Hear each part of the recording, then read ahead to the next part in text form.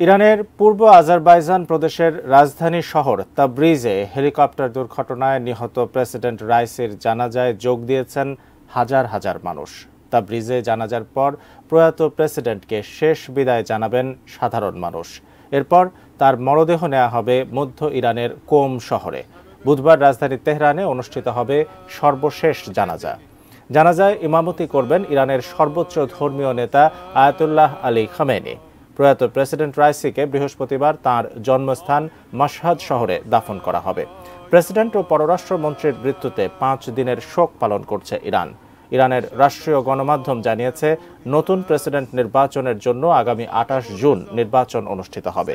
এদিকে হেলিকপ্টার দুর্ঘটনায় ইরানের প্রেসিডেন্ট ও পররাষ্ট্রমন্ত্রী নিহত হওয়ার ঘটনায় নিজেদের হাত নেই বলে দাবি করেছে ইসরায়েল। বার্তা সংস্থা রয়টার্স জানায়, দেশটির একজন ঊর্ধ্বতন কর্মকর্তা তাদের কাছে এ দাবি করেছেন।